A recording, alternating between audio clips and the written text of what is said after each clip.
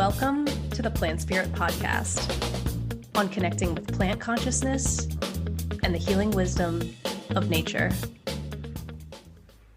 If you'd like to learn more on how to communicate directly with plants, visit www.learnplantlanguage.com to register for the free workshop. That's www.learnplantlanguage.com. I'm your host, Sara Artemisia, and I'm excited and deeply honored to introduce our next guest to the show today. Lindsay Fauntleroy is a licensed acupuncturist and the author of In Our Element, Soul Medicine to Unleash Your Personal Power. She's also the founder of the Spirit Seed, a school that offers personal and professional development courses that are rooted in ancestral understandings of health, humanity, nature, and the cosmos. Lindsay's 5-element flower essence remedies, the elementals, are available nationally and internationally, and she's a facilitator of the Flower Essence Society's Global Practitioner Certification Program. Her approach to soul medicine has emerged over 15 years of clinical practice, doctoral studies of Indigenous and African diasporic psychology, and her commitment to community wellness. So, Lindsay, thank you so much for being here. Thank you so much for having me. I am beyond excited. Oh, I'm so delighted that you joined us today. Absolutely love the way that you work with the plants and your deep connection with them and the elements. And just there's this sense of an ancient knowing that you really bring forward in your work in a way that is so accessible, grounded, and really fun as well. And so I'd love to start with, you were sharing earlier about how you have been in this journey with the Indigenous and African diasporic psychology, how that really weaves in with your work with the plants, with healing.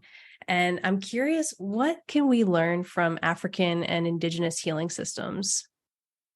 Oh, there's so much. And what I find with African spiritual systems and African Indigenous culture is that it is interwoven in our lives in so many ways that are not necessarily named or acknowledged, but still really present. And so one of the first things that I'll say we can learn is about this connection to nature and about this understanding that the natural world is in conversation with us and that we are in conversation with it, and to really lean into the wisdom that comes from nature. I think as we were talking about before, there is no culture within humanity that if you go back far enough, healing is in the body, healing is in the spirit, and healing is in nature. And how those are interwoven shows up differently across different cultures, but it's still the foundation that there is no healing without nature. And so we really see those connections and how those worldviews appreciated the forces of nature as working entities in our lives, as sources of communication, of sources of wisdom, of sources of intelligence. And then we've seen that kind of translated through time. If we look at this phrase called the anima mundi, which means like the soul of the world, right? And it's referring to this life force, this shared breath with nature.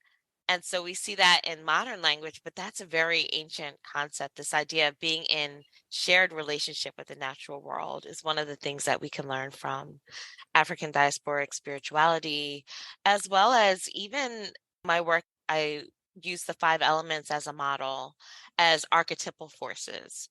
So fire is not just physical fire, but it's the energy of fire. It's the embrace. It's the dance of fire. It's the movement of fire. It's the season of fire.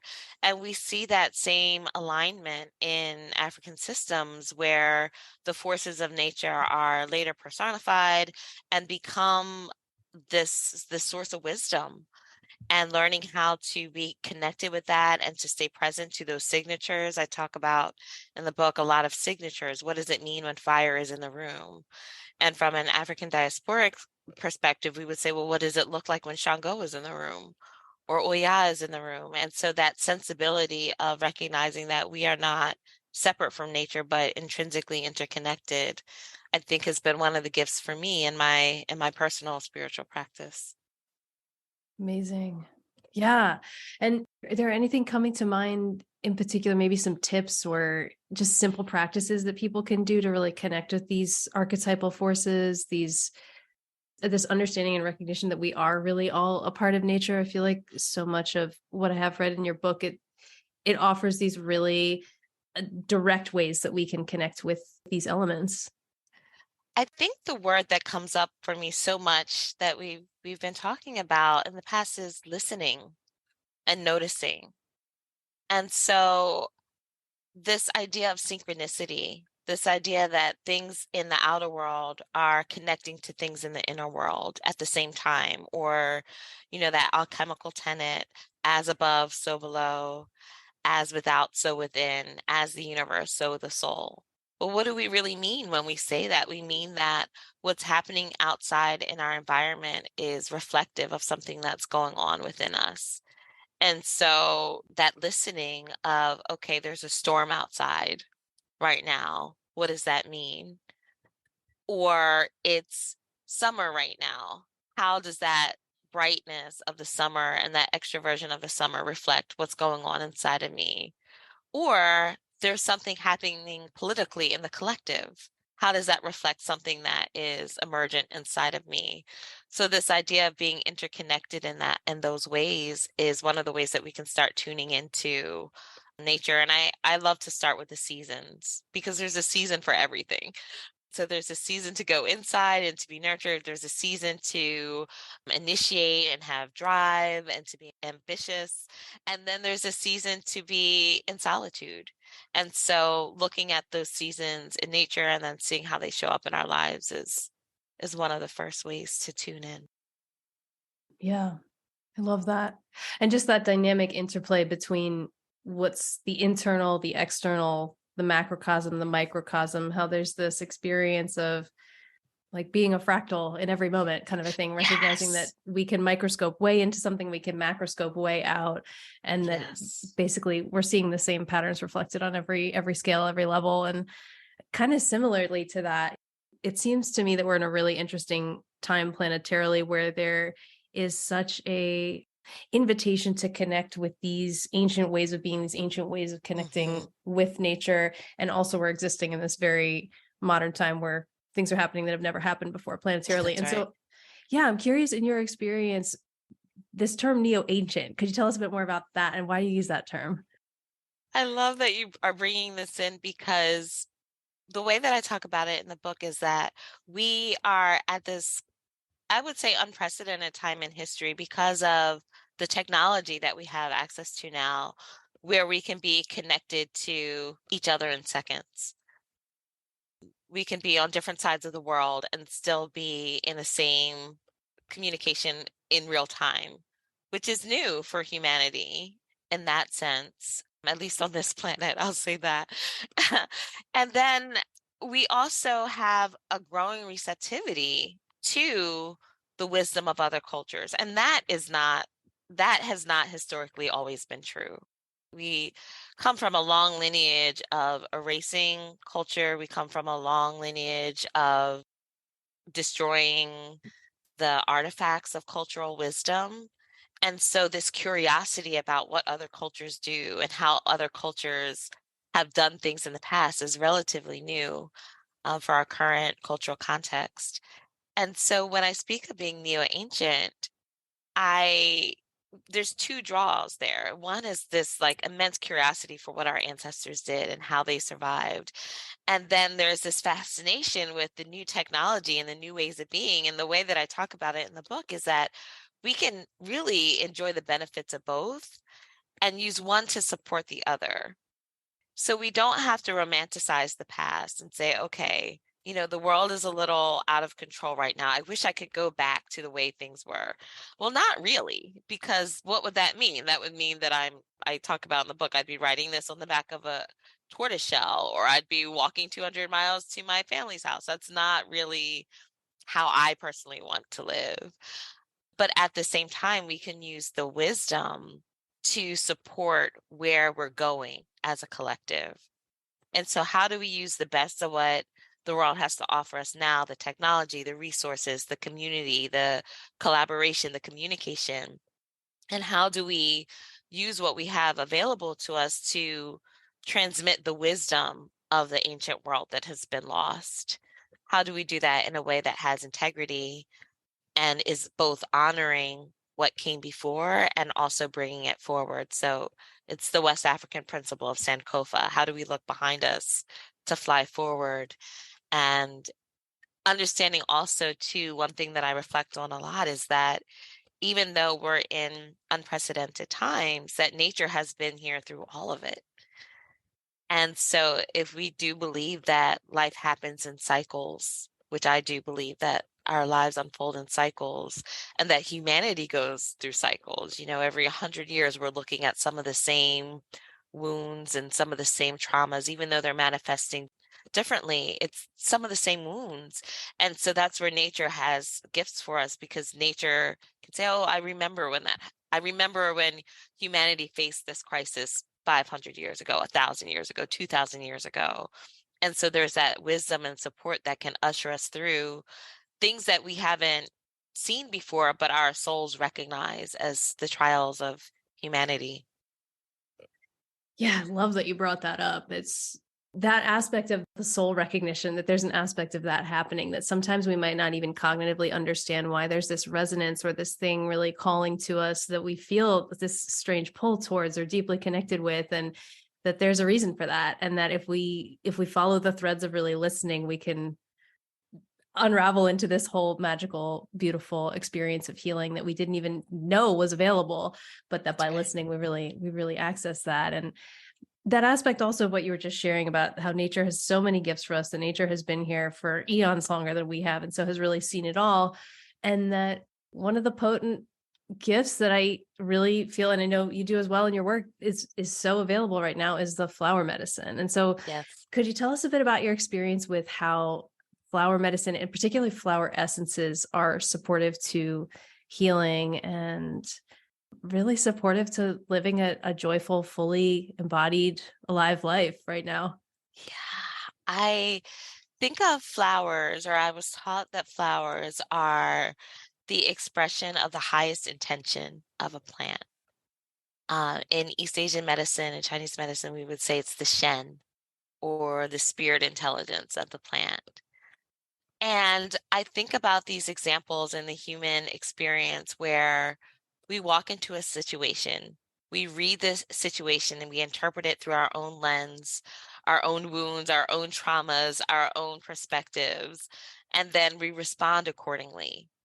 And so, what the flower essences offer is that moment of walking into a situation, beginning to move into our own interpretation. And then instead of responding from our wounds, there's this higher intelligence that says, look at it this way. And then we have the opportunity to make new choices because we have new information, we have new intelligence guiding our movements. And so that's the possibility and the magic of the flower essences, is that they offer new perspectives and higher truths, really a higher intelligence to support us through the heartache and the soul wounds, or I call them soul hiccups, right? Anxiety, depression, uncertainty. What if we could replace those feelings of uncertainty? What if we could replace those feelings of self doubt or disconnection with a higher truth? And that's where the flower essences really can support us, because they offer that. Love that. Yeah, they absolutely do offer that perspective shift, that wider understanding of what's happening in this broader perspective, this new information that they bring forward. Thanks for sharing that. And as a facilitator in FES, I'd love to hear a bit about, in your experience, your perspective, really, what is the difference between working with flower essences and then flower essence therapy? Oh, so I am of the persuasion that all of us can work with flower essences, right? So I think about, if we use an analogy of biomedicine, many of us will have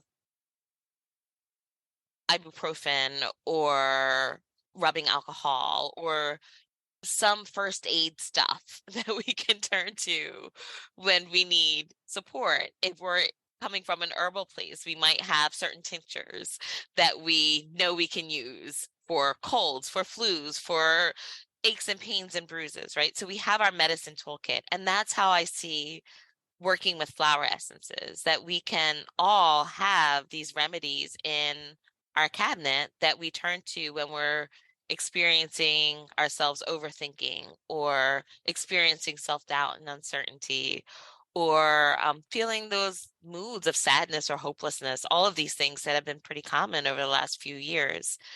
So that's working with flower essences. I really do believe that we should all have just our kit of flower essences that we're using for soul first aid. That's actually how I was introduced to them. The person that my sister-in-law, when she gave me the flower essence, it wasn't because she was a flower essence practitioner. It was just she was a mom and she was raising daughters and she had a collection of flower essences because life is tricky sometimes and we need support. So flower essence therapy is the work of supporting someone through archetypal emergence and awakening. And so that is a deeper level of the work that is sustained over time as we become new beings and as we integrate more of ourselves. So the example that I could use, giving the 5 element model as one archetypal system, and of course we can use any archetypal system, whether it's the tarot or astrology or Orisha, we can use any archetypal system. But this idea of if I approach my life in a very fire elementy way, and then I'm moved into a situation where I need to learn how to cultivate the earth element within my psyche, the flower essences and flower essence therapy is going to support me through that transition of shedding one way of being that's kind of ingrained and practiced and programmed and a default, and welcoming and awakening another way of being in the world. Because the reality is that we are all of the elements. We are all of the signs of the zodiac. We are all the constellations, but we tend to default to one mode of being or another. And as life would have it, those modes of being can't sustain every experience. And so we, whether through choice or through divine intervention, we find ourselves in these life situations that call for us to be something else, to become something else, to become more of ourselves. And that's what flower essence therapy is meant to support. How do I go from being one type of person to another type of person, but still be authentically me? Amazing. Wow. So many gems in what you just shared there, how the essences really support us to become more of ourselves. So That's that is right. really so much of what this journey of being human is about, and how they support this archetypal emergence and awakening. I Yeah. just love that you shared that. And as you were sharing about that, I was getting this sense how, on this individual level, so many of us are doing that, experiencing our own archetypal emergence and awakening within the Mhm. self, and that we're also doing that planetarily on a much larger collective scale right now. Oh And my so it goodness, makes yes. complete sense from that framework of what you just shared, that the flower essences are such a supportive medicine for right now, for right now. Yeah. I think it's, if we're thinking archetypally, as you bring up this example, what it just made me think of is that we're going, we're shifting in our healing model from being the scientist back to being the magician. And there's something very powerful in what kinds of medicines become available to us when we move beyond just what our 5 senses can work with. So that's my hope and prayer too, that as we're doing these social shifts, these political shifts, all kinds of shifts in the collective, that this part of us that remembers our connection to the natural world and the support of the natural world is also reemerging and reawakening within us. Oh, I love that. And how do you feel like the plants, does anything come to mind for you about how they really support us with reconnecting to that inner magician aspect of ourselves? In terms of specific flowers or just the flowers in general? Well, actually, if specific flowers are coming to mind, I'd love to hear about that. Okay, so I would say that when I think about the flowers and that call to the magician side of us, it's the part of us that can trust the invisible. It's that part of us that can see beyond the physical form. that's the work of the magician. When I look at, I have a bunch of sunflower paintings and sunflowers around me right now. So as I look at the sunflower that's in front of me, can I see beyond the beautiful yellow petals to some essence of what it means to move through the world like a sunflower? And that's the magician that can see beyond the form and move the energies and the essence.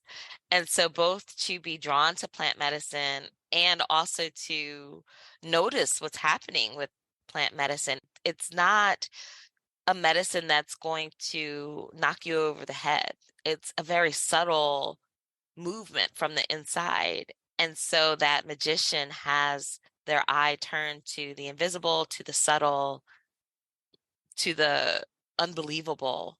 And I've had that experience of flower essences where, just being completely transparent, I often turn to flower essences, even though I have tons of them in my home and I work with them all the time. In my own practice, I usually remember to go to flower essences when I'm already at the bottom. It's counterintuitive. It doesn't make sense, but it's true. I get all the way to the bottom of whatever I'm going through, and I'm like, oh, yeah, there's flower essences for this stuff the whole time. So I go to the flower essences and I make the flower essences, and then the transformation happens. And then there's a part of me that can't believe how different I feel. There's a part of me that feels like it's almost magical that this thing that was so big and so hard a moment ago all of a sudden feels hopeful, possible, like it's moving, like it's shifting. So that's the magic of the magician, that things can move in ways that we can't necessarily predict, but are wondrous, that wondrous spirit, and coming back to that.